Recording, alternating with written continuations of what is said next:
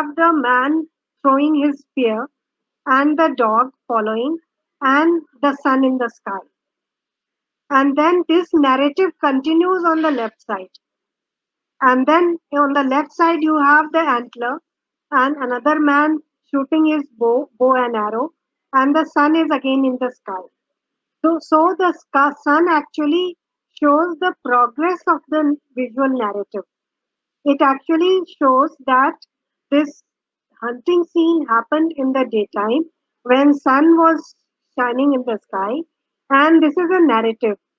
So if you read this narrative from right to left, it shows that first the man with the spear came, the dog following him, and he threw the spear. And then the narrative moves to the left and it shows that another person with his bow and arrow then shot his arrow at the antler. And the sun was still shining in the sky.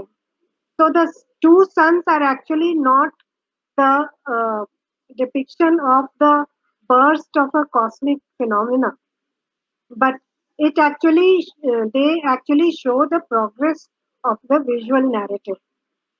So in this painting, then if we look at it from this perspective, then we understand that not only the humans of Burzahom 4600 BC, not only had they domesticated the dog, not only had they trained the dog to help them in hunting, and not only had they uh, uh, a social organization in which they used to help each other in hunting, but their painting skills were also very advanced.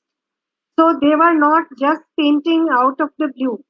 They could paint visual narratives and they had a schema, the scheme of the painting, which could progress from one panel to another.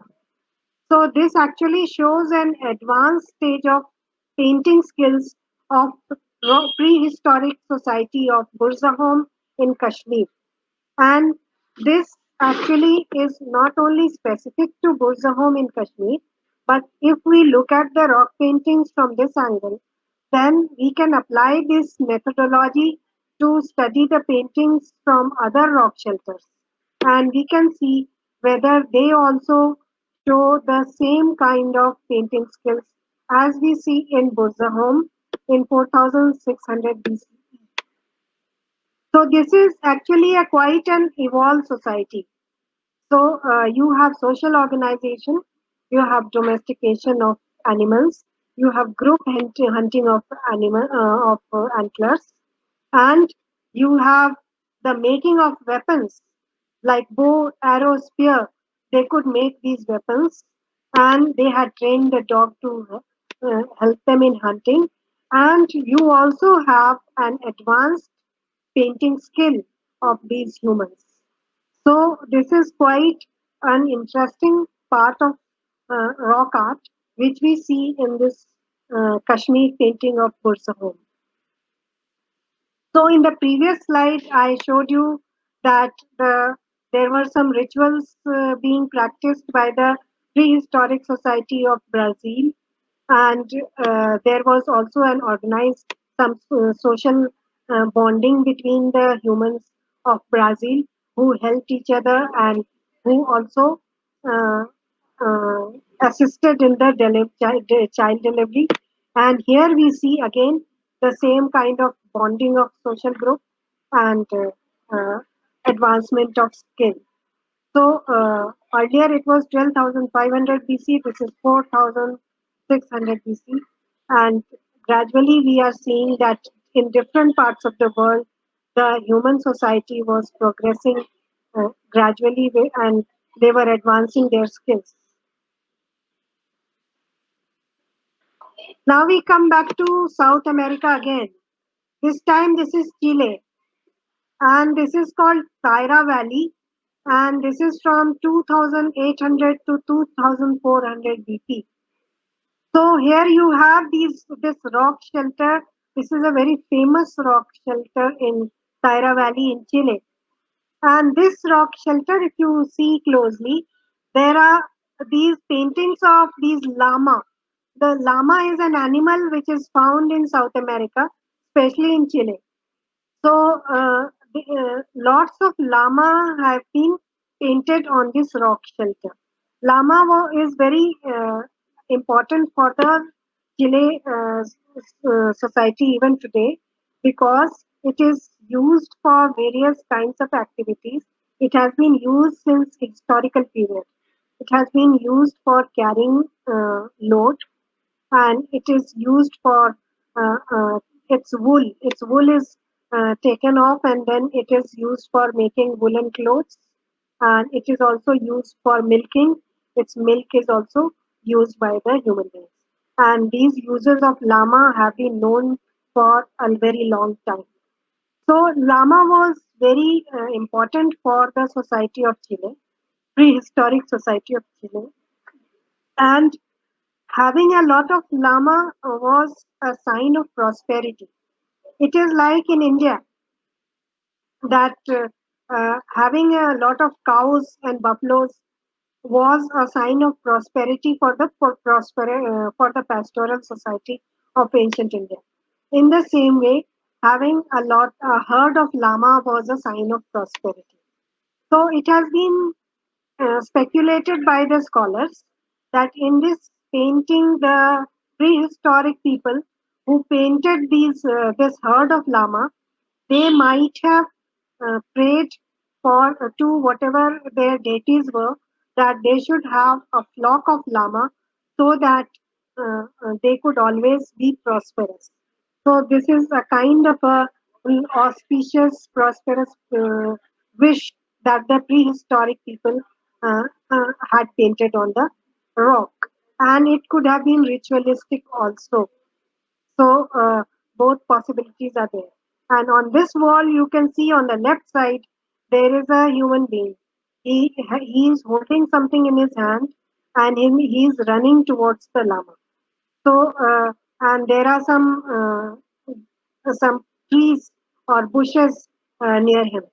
So it looks like that this is the scene of a forest where the human being is carrying something and he is walking towards the llama.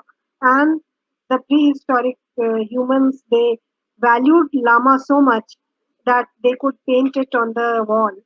And also, this shows that they had domesticated llama even in 2800 BC. So, domestication of llama is very ancient in Chile. So, ritualistic domestication of animals and also uh, the notion of prosperity. The notion of prosperity had developed by this time. So, the notion of prosperity is not something new, it existed even in the prehistoric society. So this is something new that we find in this painting, which is a recent finding.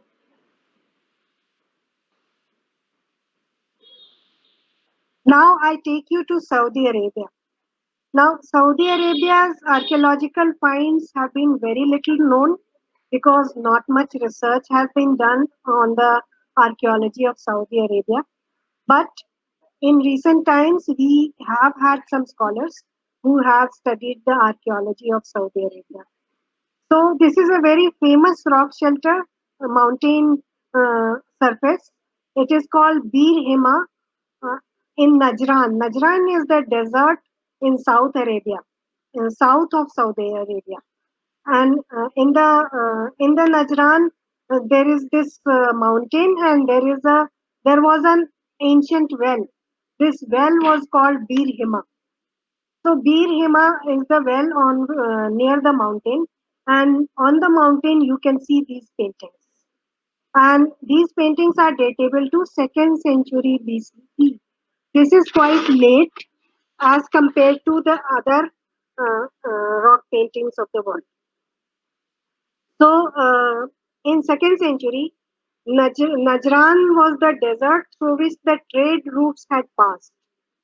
So the trade used to happen from India From India, the traders used to go by sea, and they used to reach today's Yemen, what is Yemen today. And then they used to cross by the land over the Yemen, and they used to go to the western coast of Saudi Arabia. And from there, they used to take a caravan, and the caravan used to travel through the Najran desert, and it used to travel through this well called Bir Hima. This was a natural well, and in the desert environment, any body of water is very important. So the traders used to stop at this well, and they used to collect water for themselves and also for their camels and for their animals. And so Bir Hima gradually developed into a settlement because this was an important halting post uh, for the traders. And then they used to travel northwards across the desert to Syria. So this was the route of the traders from India to Syria.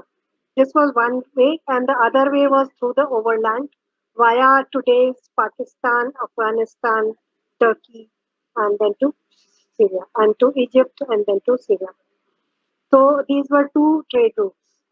Now, Bir Hima is in the south of Saudi Arabia, and this was a very important trading post. So on this rock, you see these prehistoric rock paintings in which you see these hunters. They are carrying swords in their hand, all of them, and they are riding horses. You can see they are riding horses and they are carrying swords. So it seems like an army. So this is an army of hunters who are riding on their horses and carrying swords.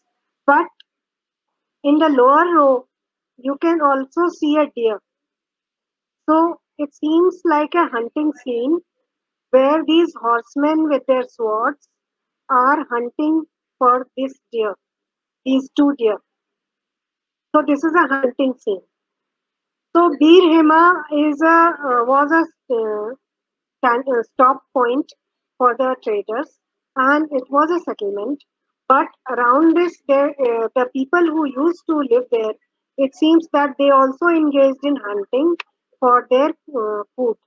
So the deer that existed, the animals that existed in the desert, they could be hunted, and these people, the people of Bir Hema, they had learned horse riding, they had learned domestication of horses, and they had learned group hunting again, and they had learned the making of